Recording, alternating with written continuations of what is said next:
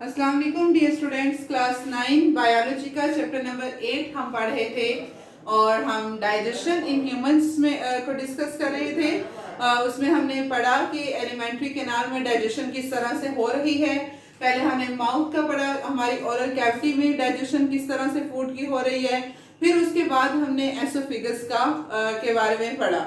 आज हम पढ़ने जा रहे हैं कि जब हमारे पास जो फूड की जब एसोफेगस से जो खुराक की नाली है ओरल कैविटी के बाद जब वो एसोफेगस में आती है तो एसोफेगस के बाद फूड चली जाती है हमारे डायलेटेड पोर्शन में जिसको हम कहते हैं स्टमक। अब स्टमक में फूड की जो डाइजेशन है वो किस तरह से होती है। स्टमक में हमारे पास स्टमक बेसिकली जो हमारा मैदा है जो कि हमारा जो एलिमेंट्री कैनाल है पूरा उसका एक डायलेटेड पार्ट है। डायलेटेड पार्ट मतलब फैला हुआ हिस्सा जो हमारे एब्डोमेन में हमारे पेट में लेफ्ट साइड पे ये बेसिकली स्टमक पाया जाता है। हमारा जो डायफ्राम है उसके नीचे लेफ्ट साइड पे ये डायलेटेड पोर्शन पाया जाता है। डायलेटेड में जो फैला हुआ है जरा थोड़ा सा उसको हम कहते हैं स्टमक। अब स्टमक के हमारे पास मेन दो पार्ट्स होते हैं। डाइजेशन से पहले हम इसके पार्ट को डिस्कस कर लेते हैं। दो इसके पोर्शन होते हैं। एक हमारे पास होता है जो इसोफेगस के बिल्कुल नीचे जिसको हम कहते हैं कार्डियक पोर्शन। कार्डियक नाम इस वजह से भी दिया है क्योंकि ये स्टमक हमारा इधर डायफ्राम के नीचे है तो ये हार्ट के नीचे प्रेजेंट है, इस वजह से इसे कार्डियक पोर्शन का नाम दिया है। कि एक पार्ट है जो इसोफेगस है, अब इससे फूड जाना है स्टमक में तो जो पहला पोर्शन होगा स्टमक का जो इसोफेगस के नीचे प्रेजेंट है उसको हम कहते हैं कार्डियक पोर्शन। दूसरा पोर्शन है जो कार्डियक पोर्शन के नीचे प्रेजेंट है जिसके बाद फिर आगे स्मॉल इंटेस्टाइन शुरू हो जाती है, उसको हम कहते हैं pyloric portion. Pyloric and cardiac portion ये जो आपके सामने बनाया है बेसिकली ये जो मेन बॉडी है स्टमक की वो ये है जहां पे फूड की डाइजेशन होनी है, जहां के जो मसल्स हैं इन्होंने कॉन्ट्रैक्ट और रिलैक्स करना है और फूड की डाइजेशन में हेल्प आउट करनी है। अब जो कार्डियक पोर्शन मतलब स्टमक का और इसोफेगस इन दोनों के दरमियान हमारे पास ये जो ओपनिंग है इसको मसल्स कंट्रोल करते हैं, उनको हम कहते हैं कार्डियक स्फिंक्टर।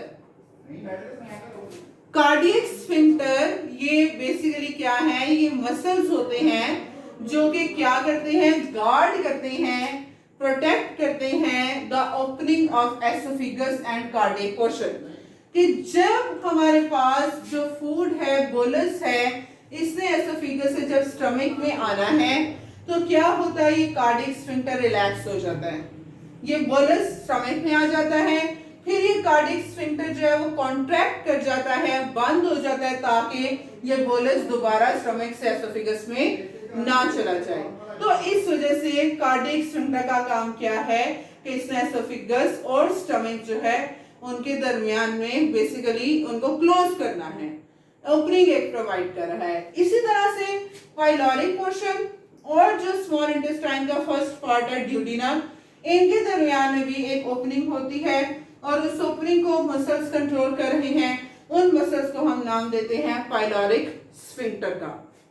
अंडरस्टैंड, ये हमारे पास ओपनिंग्स हैं। अब हम बात करते हैं स्टमक के फंक्शन की कि स्टमक किस तरह से डाइजेशन में हेल्प आउट करता है। जो ही फूड बोलस इसोफेगस से स्टमक में आता है तो स्टमक की जो वॉल्स हैं उनमें ग्लैंड्स प्रेजेंट हैं जिनको हम कहते हैं gastric glands. Gastric word basically stomach के लिए यूज किया जाता है properly, stomach glands. Gastric glands क्या करते हैं, ये गैस्ट्रिक ग्लैंड्स जूस सिक्रीट करते हैं जिसको हम कहते हैं गैस्ट्रिक जूस। अब जो ही फूड स्टमक में आती है गैस्ट्रिक ग्लैंड्स जो कि स्टमक की ये जो मेन बॉडी है इसकी वॉल में ये ग्लैंड्स प्रेजेंट है, ये गैस्ट्रिक जूस रिलीज करेंगे। इस गैस्ट्रिक जूस में अब तीन चीजें प्रेजेंट होती हैं। एक है म्यूकस जो कि लिक्विड है, म्यूकॉइड लिक्विड जिसको हम कहते हैं। दूसरी चीज इसमें आ जाती है HCl एसिड, और तीसरा है पेप्सिनोजन। जब हम डाइजेशन के प्रोसेस को स्टार्ट करने लगे थे तब मैंने आपको बताया था कि हमारी फूड में जो डिफरेंट कंपोनेंट्स प्रेजेंट हैं, we have fats in our food, proteins हैं, लिपिड्स हैं, अब उनको डिफरेंट एंजाइम्स डाइजेस्ट करेंगे। हमने एंजाइम्स के बारे में पढ़ा चैप्टर नंबर 6 में, तो उसमें हमने पढ़ा था कि जो पेप्सिन एंजाइम है वो प्रोटीन्स को डाइजेस्ट करता है। तो बेसिकली हमारे स्टमक में प्रोटीन की डाइजेशन होनी है। अब म्यूकस का जो फंक्शन है ये हम बाद में डिस्कस करते हैं, पहले हम HCl के बारे में पढ़ लेते हैं। HCl ने दो काम परफॉर्म करने हैं, दो फंक्शंस परफॉर्म करने हैं। एक तो ये कि हमारी फूड के अंदर अगर कोई माइक्रो ऑर्गेनिज्म प्रेजेंट है, कोई बैक्टीरिया प्रेजेंट है, कोई वायरस प्रेजेंट है, उसमें HCl ने क्या काम करना है, उस माइक्रो ऑर्गेनिज्म को किल करना है। पहला काम इसका ये। दूसरा HCl का क्या इंपॉर्टेंट फंक्शन है कि HCl ने अब पेप्सिनोजन बेसिकली क्या है, ये एंजाइम है जो कि हमारी फूड में जो प्रोटीन्स प्रेजेंट है उनको डाइजेस्ट करता है। ये पेप्सिनोजन इनएक्टिव फॉर्म में प्रेजेंट होता है, एक्टिव नहीं होता, क्योंकि अगर ये एक्टिव होगा तो हमारे स्टमक में फूड नहीं आई तो ये हमारे स्टमक की वॉल को डाइजेस्ट करना शुरू कर देगा, क्योंकि वो भी तो प्रोटीन्स की बनी है। इस वजह से ये पेप्सिनोजन इनएक्टिव फॉर्म में रहता है। जो ही फूड स्टमक में आती है, HCl क्या करता है, इस पेप्सिनोजन पर एक्ट करता है और इस पेप्सिनोजन को एक्टिव फॉर्म में कन्वर्ट कर देता है। उस एक्टिव फॉर्म को हम कहते हैं पेप्सिन। और फिर ये पेप्सिन क्या करता है, हमारी फूड के अंदर जो प्रोटीन्स हैं उन प्रोटीन्स को डाइजेस्ट करना स्टार्ट कर देता है। ये HCl का काम है और यही पेप्सिनोजन का काम है कि उसने प्रोटीन को डाइजेस्ट करना है। पेप्सिनोजन इनएक्टिव फॉर्म है और पेप्सिन एक्टिव फॉर्म है। अब अगर हम बात करें म्यूकस के फंक्शन की, कि ये जो म्यूकस रिलीज हो रहा है गैस्ट्रिक जूस में जो प्रेजेंट है, इसका क्या काम है। अब हमारी जो स्टमक की वॉल्स हैं, ये स्टमक की वॉल्स भी बेसिकली बनी होती है प्रोटीन्स की।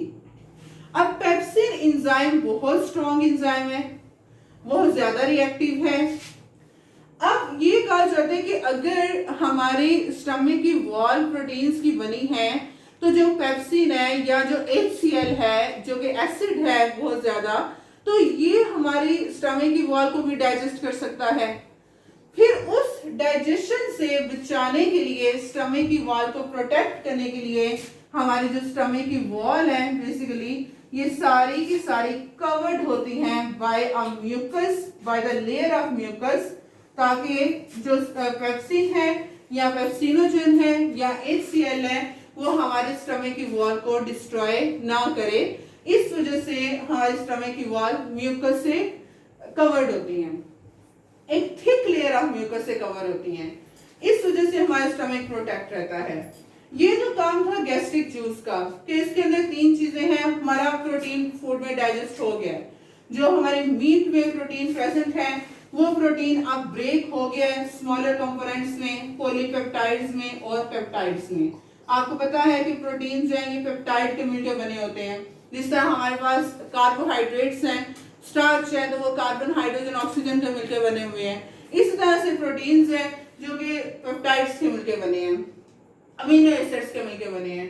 तो पेप्सिन क्या करेगा, उन प्रोटीन्स को पेप्टाइड में कन्वर्ट कर देगा। ये एक फंक्शन है।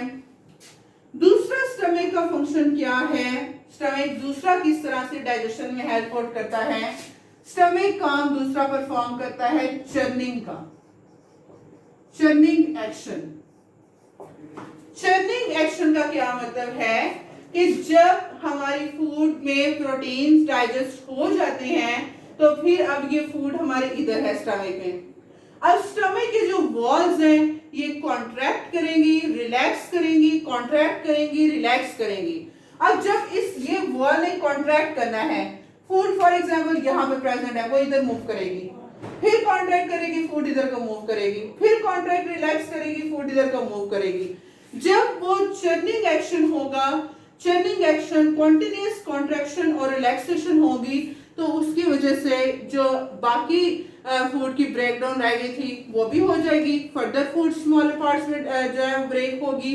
और दूसरा ये कि जब कॉन्ट्रैक्शन और रिलैक्सेशन स्टमक की इतनी ज्यादा होगी तो उसकी वजह से हीट प्रोड्यूस होगी, और हीट की वजह से हमारी फूड के अंदर जो फैट्स प्रेजेंट हैं वो फैट्स भी डाइजेस्ट करना स्टार्ट कर देंगे। जब फैट्स की भी डाइजेशन हो गई, प्रोटीन्स की भी डाइजेशन हो गई, तो फाइनली हमारी जो फूड है, हमारा जो बोलस स्टमक में आया था, after all the digestion of proteins and fats, ये जो बोलस है ये एक सूप लाइक मिक्सचर में कन्वर्ट होना शुरू हो जाता है। उस सूप लाइक मिक्सचर को हम कहते हैं काइम। जो बोलस है ये सूप लाइक मिक्सचर में कन्वर्ट होना शुरू हो जाता है, जिसको हम काइम कहते हैं। और फिर ये काइम आगे से ये soup like mixture small intestine में जाएगा, पाइलोरिक स्फिंक्टर खुलेगा, ये स्मॉल इंटेस्टाइन का जो पहला पोर्शन ड्यूडेनम है उसमें जाएगा, और फिर इस तरह से फर्दर एक्शन उस पे टेक प्लेस होगा। तो ये इस तरह से हमारा जो स्टमक है, फूड की जो प्रोटीन्स की डाइजेशन है या जो भी फूड स्टमक के अंदर आई है उसकी डाइजेशन परफॉर्म करता है।